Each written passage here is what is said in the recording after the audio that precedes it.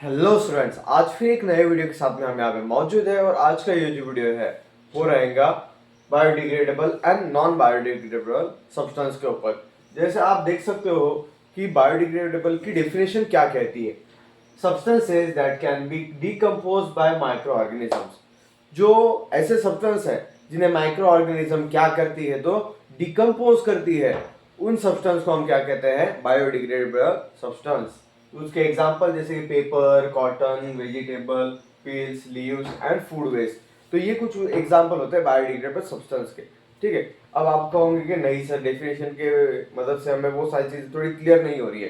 तो देखो, जैसे कि ये जो सब्सटेंस होते हैं, ठीक है, जब आप कहीं ना कहीं उन्हें बाहर फेंक देते हो तो कुछ दिनों के बाद में, कुछ महीनों के बाद में पहला फॉर्म है, मतलब जिस फॉर्म के अंदर आपने उसको पहले फेंका है, आपको उस फॉर्म के अंदर नहीं दिखाई देते हैं। पर अगर इसकी जगह पे हम नॉन बायोडिग्रेडेबल देखें तो वो जैसा है वैसा ही रहता है वहां पे। तो ये डिफरेंस होता है उन दोनों के बीच में। तो इसका एडवांटेजेस क्या है, इसके फॉर्म कंपोस्ट। ठीक है, आप आपके गार्डन के अंदर या आपके फार्म के अंदर अगर ये बायोडिग्रेडेबल सब्सटेंस का इस्तेमाल करते हुए आप क्या करते हो, उन्हें अगर कहीं ना कहीं डिकम्पोज करते हो, ठीक है, तो वहां पे कंपोस्ट तैयार होता है वहां पे, मतलब एक नेचुरल फर्टिलाइजर क्रिएट होता है वहां पे। ठीक है, do not pollute the environment. इससे एनवायरमेंट को कोई भी नुकसान होता है क्या? बिल्कुल भी नहीं होता है। इम्प्रूव सॉइल फर्टिलिटी, और इससे क्या होता है कि जो आपकी सॉइल की जो क्वालिटी है तो वो क्या होती है, इंप्रूव होती है।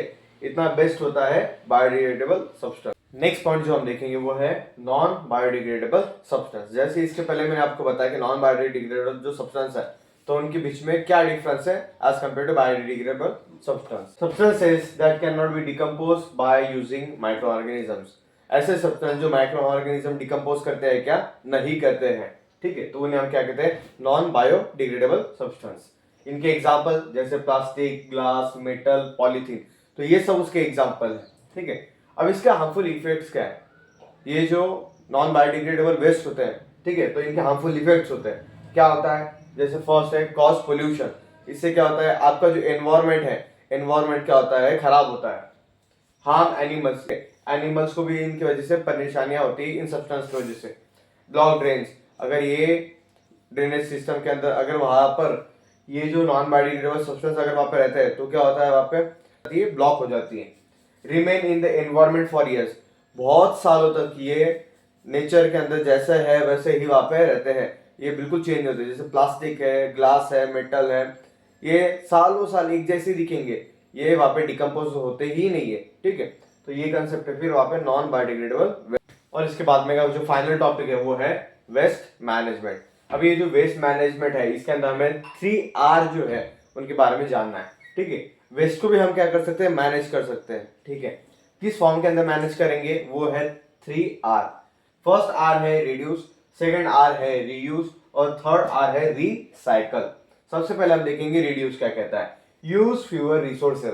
आपके पास बहुत सारे रिसोर्सेज है और बहुत सारे लोगों को आपने तो देखा भी होगा कि उन्हें इतने सारे रिसोर्सेज का काम नहीं होता, फिर भी वो क्या करते हैं, बस वो रिसोर्सेज को वेस्ट करते रहते हैं।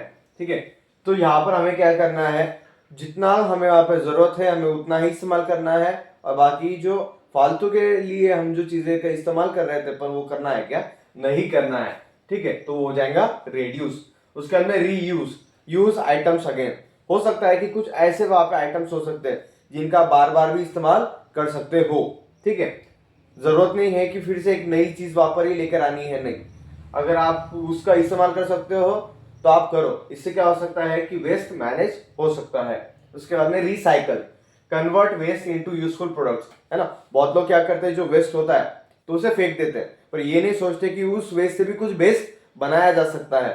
ठीक है, तो रिसाइकल का जो ये प्रोसीजर है आप इस्तेमाल करते हुए, या कंपनीज वगैरह जो है वो उसका इस्तेमाल करते हैं आज, और जो वेस्ट है उसको यूजफुल प्रोडक्ट के अंदर कन्वर्ट करते हैं। तो ये है वेस्ट मैनेजमेंट के 3R, that is reduce, reuse, recycle.